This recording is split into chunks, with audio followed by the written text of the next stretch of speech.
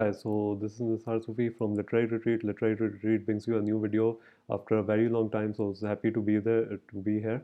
So basically, I'm doing my thesis on Pakistani cinema. It's called "The Factors of Revival of Pakistani Cinema from the Perspective of Stakeholders" from Lahore Leeds University. It's my MPhil thesis. So I found two books which are very informative about this context. So if you see, this is Pakistani Cinema by Mushtaq Guzar. This is the second edition with an introduction by I. Rahman. This was published in either 2017 or 2018, republished, I mean, or 2019. But Film and Cinephilia in Pakistan, this is one of the latest books on cinema of Pakistan. It is edited by Ali Nabil Ahmed and Ali Khan, but it is, how do you say, comprises of various uh, writers and academics essays about the film industry of Pakistan. Or the film industry as a whole of Pakistan from a theoretical perspective. So basically, what the difference between two books is that the Pakistani cinema one, the one in red, it's about the historical perspective, but it also offers a bit on film theory of Pakistan. So that's also a good way to look at the film world of Pakistan as a book. So basically, if we look at the book itself, so I might give the rating at the end of the video, but it was a good book. So basically, the book, Pakistani cinema, was very good. It was very positive. It was about, like, if we say that it starts from, if you look at the heading, 1947 to 1997. So in 1997, the first version was published, which marks the 50th anniversary of Pakistan independence. So from 1947 onwards, it brought a lot of, how do you say, it brought a lot of the memories of the partition and everything, and also it showed that how the film world from Bombay and transitioned to Lahore. Both films used to, there were studios in Bombay and Lahore, but when Pakistan got divided, majority of filmmakers then went to Lahore to shoot their films for Pakistan. So many Calcutta-born directors and filmmakers, many Bombay-born directors and filmmakers headed to Lahore, Pakistan, to make the films.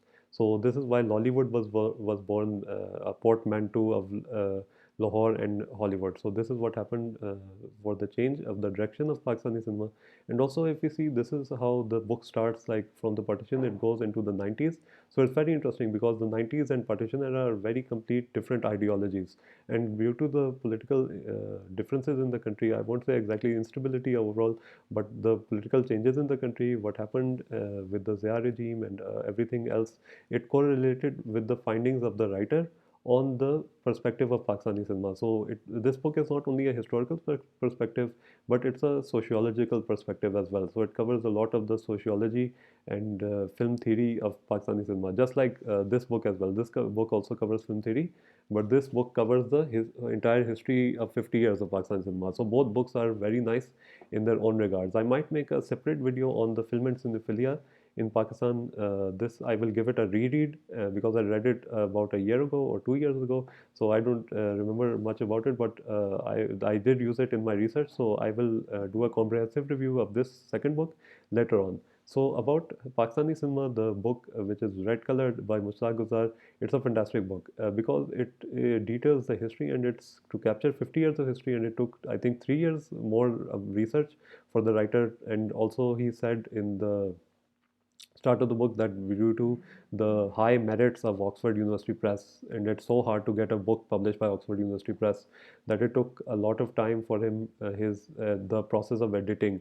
So of course, editing takes a lot of time in any body of work, but for a book of this caliber, that Oxford University Press had a lot of standards for the book. So that was also very nice to see. So basically, if we also look into the next stages of the book, so we will see that I think the most interesting aspect was the Zia regime and further on, because I can relate with it. I've read a lot about it. I haven't read Pak Studies officially in school time, but I could read a lot about the book itself as the uh, uh, compilation of many uh, areas of work. So basically, if I was to look at this book, I would say it's like a movie where you like the second half more than the first half. The first half was interesting, just like good movies. They have an interesting first half, but if the second half is interesting, you remember it more. So this is why I found that the last two chapters of this book were very interesting, especially when they covered it from the 80s to the 90s. It was very interesting, and then there was an epilogue about which ranged from till 2017 by his children, most probably, I think, because they had shared the same surname. So they wrote the epilogue. So that was also very good because they dedicated it to their ancestor, who is Mushtaq Guzar, who's the writer of this book. And then if we see the book itself, if we see the book first half, it's very historical, and that's why I wasn't very interested by it, because I'm more into because I did my undergraduate thesis on Indian cinema, so I'm more inclined towards Indian cinema than Pakistani cinema in the beginning of their journey, because Indian cinema outgrew Pakistan in the beginning. And but here we talk about more about Pakistani cinema in the beginning, that it was very hard for the film industry to sustain that group. Even if you look at the watch the movie of Manto, the Indian movie, not the Pakistani version, you can see how hard it was for Manto to adjust as a screenwriter in Pakistan, or for his books to be adapted correctly. So that was a lot of problems happened therein. So another aspect of this book which I did like was that they covered the years of Sultan Rai, who is the top earner of Pakistani cinema. He has made the most number of movies for Pakistani cinema, maybe over 650. And also that he was his work Maula Jat was released at a time of Zia era, when there were a lot of how do you say, a lot of bannings, a lot of censorship. But this book was released.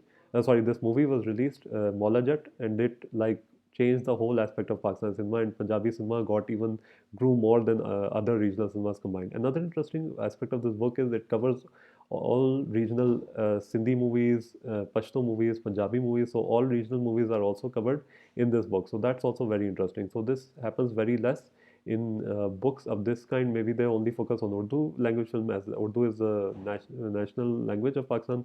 But here we see that it's all was covered in this book. So all regional cinemas were covered in this book. So that made for a very fantastic reading. So that was very good. And then if next we see what aspect I liked was how society was mirrored in the film world. Like if you see there's a film and then there's a mirroring of society. So that is very awesome. I thought that was very awesomely done, very well written. That the film world, like if you see the film world, it's not that like some books they only cover the academic side of the world, or they only cover the historical aspect, but this covered both. So this book is unique because it covers both the historical and academic aspects. It covers film theory and film production. So that is very unique about this book, that it covered both aspects. So this is very unique. This is not done by any other book on Pakistani cinema. It could be done on Hollywood, it could be done on Indian cinema, but on Pakistani cinema, this is one of the books to cover it. The other book is Film and Cinephilia in Pakistan, but this book is the historical aspect of the Pakistani cinema. So that was also very well done. So those are the most of the things I liked. Again, recapping that I liked the historical perspective from the 80s onwards, the Zia regime perspective, which was in the 70s when the Sultan Rai Maula Jat came out.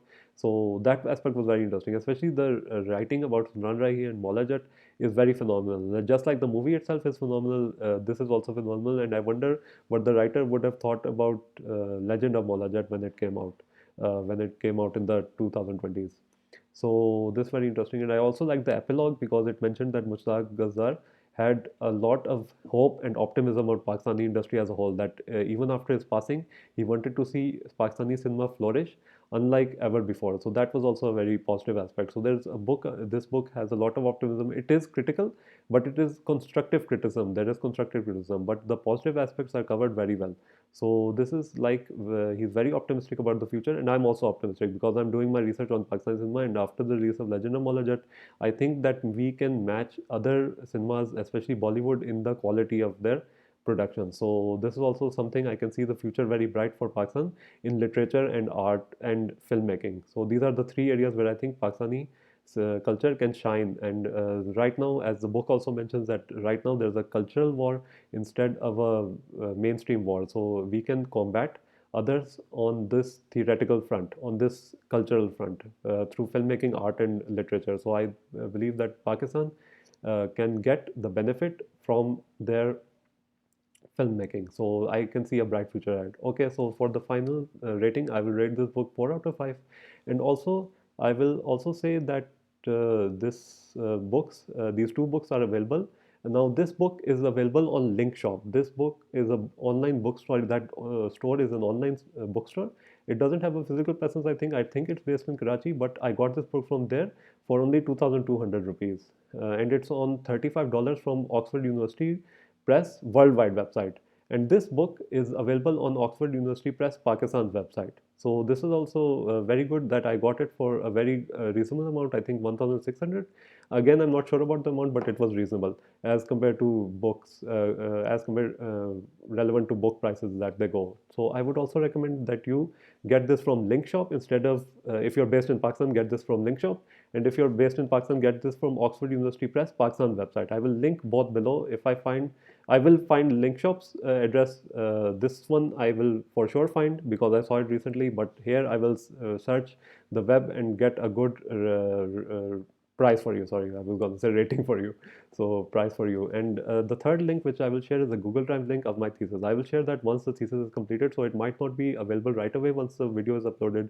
But again, you can also email me to get it. My email will be, I'll write my email down as the third link, third heading of the description. So you can email me and get the thesis. So there is that as well. So thank you so much for watching. Again, I give the book a 4 out of 5 reading, and I believe that Pakistan cinema can revive itself again. Thank you so much and goodbye.